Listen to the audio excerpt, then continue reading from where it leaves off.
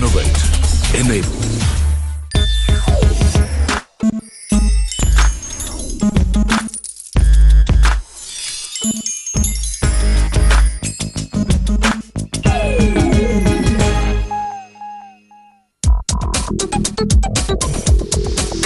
The National Stock Exchange of India has been actively involved with initiatives to educate the young generation of our country on the importance of financial management. One such initiative is NSE FinWiz that focuses on educating and advising the young workforce of the country on wealth management to enhance financial literacy and to empower Insurance is for protection and investment is for growth. Another program facilitated by NSE IPFT is NSE Financial Quest. This inter-school financial quiz contest goes an extra mile by educating the young students on fundamentals of finance. On the buzzer, what is this? It's the formula for the simple interest. Simple interest is the right answer. Under the NSE Financial Quest Base Camps banner, the program engages students around the year through workshops on various topics, projects, interactive videos and quizzes. DiCaprio is bouncing checks off Pan Am. Plus 75 on that one. Plus 75. To facilitate these two programs, NSE along with CNBC TV-18 has travelled across the country to bridge the wide knowledge gap in terms of finance. In this episode of NSE FinWiz, we are all set to achieve our objectives once again by gauging young professionals in a new city. Hello and welcome to Season 4 of NSE FinWiz powered by CNBC TV-18 and I'm your host Nitya Balakrishnan. Today my team and I have travelled to the lush and green city of Mangalore to one of India's most formidable IT services companies, the Learning Centre of Mphasis in Mangalore. Mphasis is a leading IT solutions provider offering applications, business process outsourcing and infrastructure services globally. Mphasis encourages its employees to be part of special courses which combine knowledge and expertise. The training centers of Mphasis serve the learning and development needs of next-gen employees. A wide range of courses are offered to keep them updated with the latest advancements in their field. NSE FinWiz along with CNBC TV-18 visited the Learning Centre of Mphasis in Mangalore to understand the thoughts and notions of the young trainees on wealth management and financial planning with the theme Dreams Come True.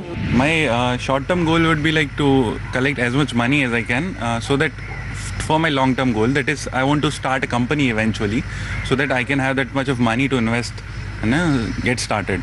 I want to invest in mutual funds, provident funds, and I'm thinking of investing in a provident fund for 20,000 because that gives me a way off in my salary also, income tax returns, and I want to invest in mutual funds for a 3 years plan and long-term investment of provident fund for 20 years and then mutual fund investment for a 5-year term. My short-term goal is to buy a Ducati. And my medium-term goal is to go on a foreign trip with my family. And again, my long-term goal is to start a business of my own. The short-term goal for me right now is to have a sustainable growth in my career. And long-term goal is to have a well-settled life before 35. And any transitive process from short-term to long-term goal will come in any mid-term goals for me. Hello and welcome to Season 4 of NSE FinWiz powered by CNBC TV-18 and I'm your host Nitya Balakrishnan. Today we're in the Learning Centre at Mphasis Mangalore and I'm joined by two very special guests, Harshvardhan Roongta and Lovai Navlaki. Thank you so much for joining us today. And let's throw open this discussion with the very basic question because we're talking to a very young group of 22 to 25-year-olds here in Mangalore. So the first question that all of us have on our minds is when is the right age to start investing? Is there any such right mantra? Today, I think is a good time because you couldn't do it yesterday. I think the moment you start earning is the time when you start planning, saying how much of that earning are you going to spend and how much can you save. I think we typically start by looking at what our expenditure is and at the end of the day say, oh, I got 100 rupees of income and I spent 99 rupees, so I have only 1 rupee left to save. It may be a good idea to start looking at and saying, no, my target is to save 10 rupees initially and then 20, and then try and curtail some of your expenditure around it. Because the more you can put aside to invest, and the earlier you can do it, the impact of it is substantially better as you go forward. So work backwards with a set goal in mind. Yes, I think a saving goal is probably more important than what's the balance available. Well, before I bring Harsh into this discussion, how many of us here actually set aside an X amount, however little or lot it may be, towards monthly savings? So Harsh, one question I'd like to ask you is, a lot of us are not aware of the new age vehicles to park our funds. So even if I have set aside 500 rupees every month, I just let it lie in my savings bank account to use at a later stage for whatever is needed. Talk to us really about where all we can look at parking our funds.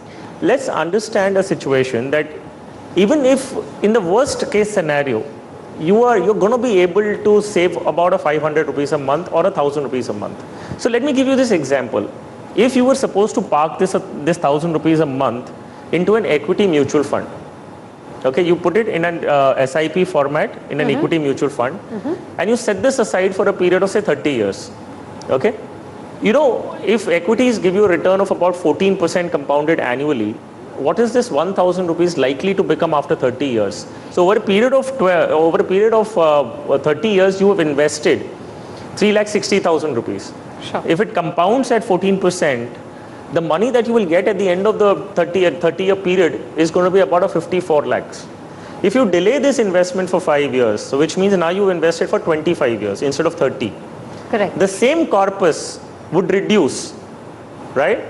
The earlier where you were getting 54 lakhs, now because you've delayed it for 5 years, what you will get in your hand is about 26.5 lakhs. So it becomes less than half. Absolutely. So the power of compounding as well as the importance of starting early in one. Fair enough.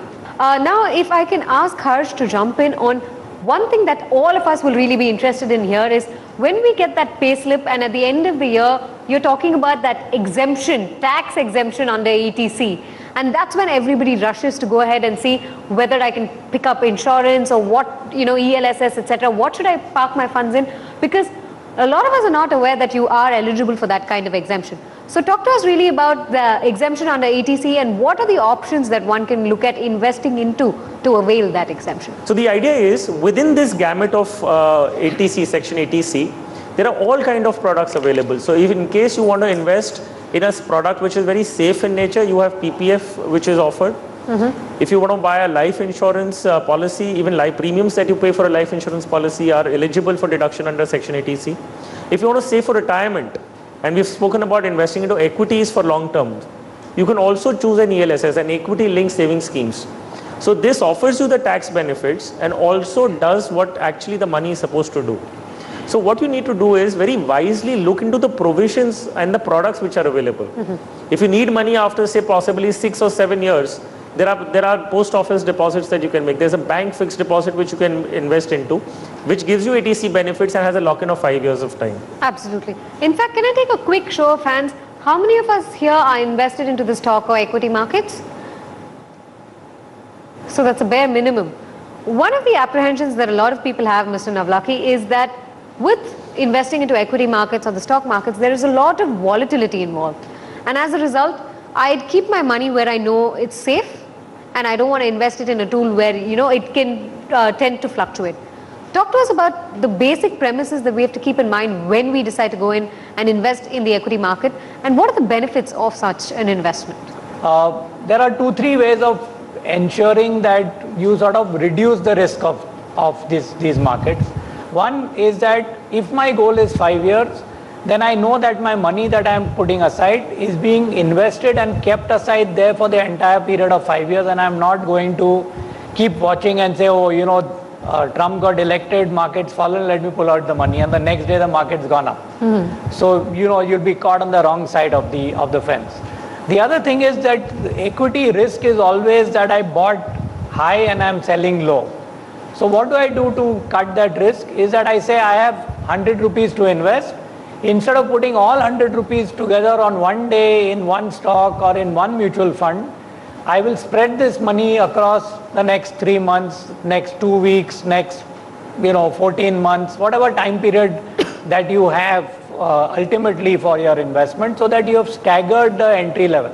The longer the period that I have for equity investment, the risk of losing money comes down. The average rate of return or the band that I am getting is sort of much narrower than if I was investing for 1 year. All right, on that note, it's time to slip into a quick break right here on the show, but stay tuned. We have a whole host of questions on real estate on the other side.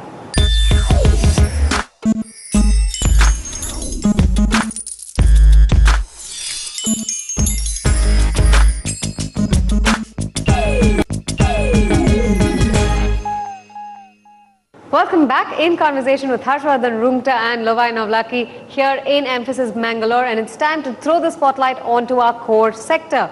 We're talking about investment into real estate. My first question here is, are you for it, or do you think investing into real estate, given today's scenario, is not something that needs to be primarily one's focus? So our take is that at any point in time, if you're buying real estate to live in, go ahead and do it. That's at any point in time, because you will probably look for something that has certain features, and if you found it and the price is right, you can go ahead and buy, because typically when you're buying a place to live in, you're there for the next 10, 12, 15 years. So even if you got it at the wrong end of the cycle, hopefully by the time you sell it, you will sort of make sure that you sell when the cycle is up. So that's at any point in time. All right, a quick show of hands. How many of us here aim to, at some point in our lives, own a house of our own? Harsh, that's the interesting thing here. 100 out of 100 hands up in the air, because it's such an inherent Indian, quality to want to own a house. But given that today's day and age, we work in very different professional scenarios, where probably your roots are not always going to be in the same place. Given that kind of scenario, is it, justified to have this notion at the back of our heads that I must own a house of my own? And talk to us about investing into real estate purely as that. Would you recommend real estate over other kind of investment or saving options, say, for example, the equity markets? So, well, Nitya, at some point in time, we want to have a house of our own. Well, that part is understood and it is well accepted. Because, you may continue to live on rent while you're professionally engaged. But after retirement, you again want to come back into your own house. So when we talk about owning a house, there is no harm in aspiring to own a house. Now the question arises, do you own a house with the first income that you get? Do you commit to a housing loan the moment you get a real, substantial income in your hand, which could be like maybe 2 years into a job? So the answer to that is no. The reason being, because you've just got into work. If in case you were going to commit to a house in the initial years of your earning, a major portion of your income will go towards EMI.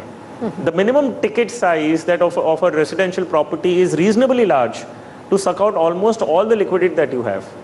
So in case you do that at the beginning of your career, then you will have no money left to invest into any other asset class.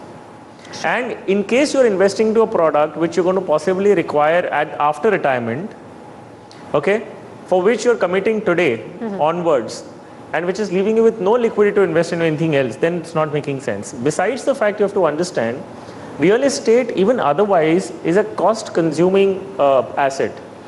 While you own the house, there are your regular property taxes to be paid, there is maintenance of the property, there is depreciation of the property. So it also entails a certain amount of cost associated with simply owning it.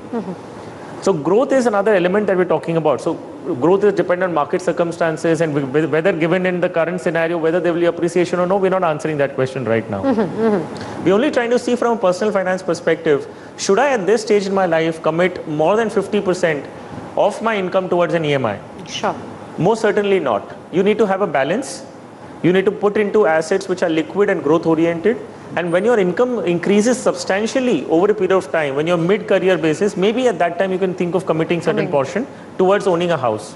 So I think that's how you should be planning it right now. Absolutely. If I can get Sayamdeep Roy, who's in the software development here, how is the real estate market going to be looking in the next 10 years? Now, this is a query I want you to answer, because crystal ball gazing is something that everybody, seeks to get answers to. So The query is, how will it look in the next 10 years, and will investing in land be more profitable than buying gold? So I go by history, and I think that gold as an asset class typically gives you returns which are inflation adjusted, or it's supposed to. Over a long period of time, actually it has been below inflation adjusted returns. So if I'm looking at returns, probably land is sort of a cleaner asset. All the negatives that Harsh spoke about earlier about properties being depreciating, etc., don't come into play in land. Now the question only in India is whether the title is clear, whether there will be no encroachment.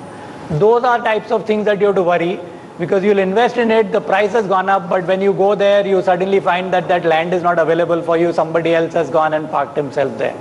So that's probably the only negative, I would say, and if this is a straightforward answer to land versus gold and nothing else. Now, if we can have Anirudh Krishna, who says, with real estate stocks hitting their lows and with new and strict Supreme Court guidelines in the sector, is it safe to enter into these stocks for the short term, considering we're talking about real estate stocks? In stocks, I would only say this, and you keep this in mind when you're going to buy any stocks for that matter. It's better to pay a higher price for a good company than to pay a lower price for a bad company. You know, it's no harm in paying premium to a company which has got business prospects, you know, which is good in corporate governance, because that's the growth will continue over there. And on the other hand, if there is a company which is not doing well at all, and just because it has hit an all-time low, you don't go and buy it. There's a reason it has hit an all-time low. We've discussed investing into the real estate sector threadbare, but it's time to slip into a quick break right here on NSE FinWiz. A whole host of personal finance queries on the other side.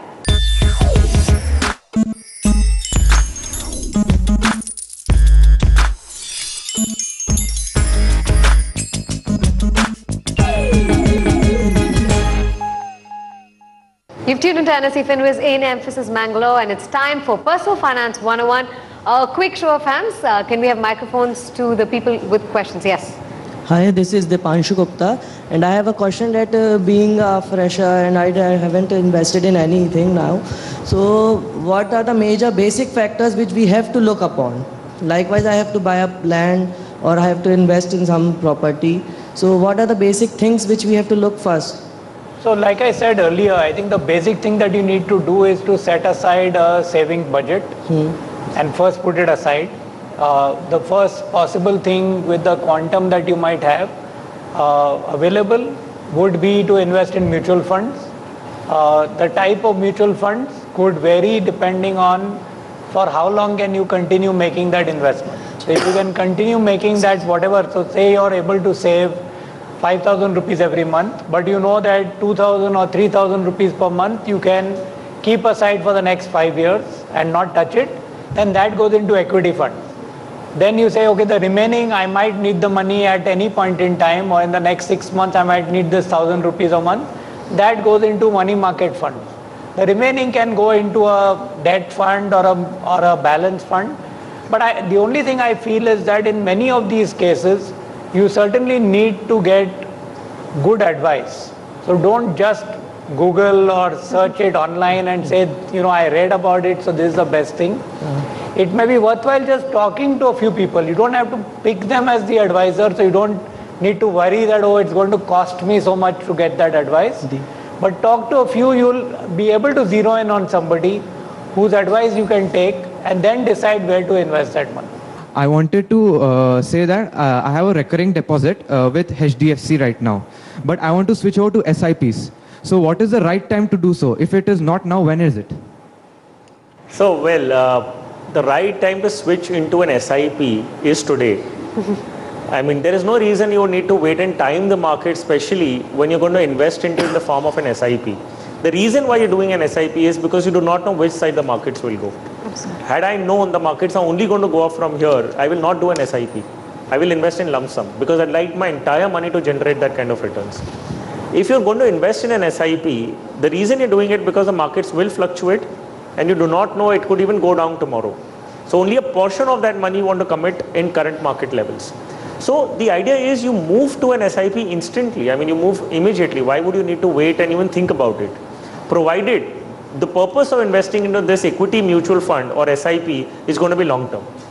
If you're doing a recurring deposit for 1 year, you do not compare it with an SIP in an equity mutual fund. Lavai Navlaki and Harshvardhan Roongta, it's been an absolute pleasure chatting with you. And from all of us here at Mphasis Mangalore, goodbye and thanks for watching. I like the event because I'm a fresher as an IT as well as all of this. So it is very necessary to have this kind of knowledge about all of the investment and mutual fund and stocks, because we are getting our first salary. Now, we just got our first salary, and it is very important for us to know how to channelize the money for our future use.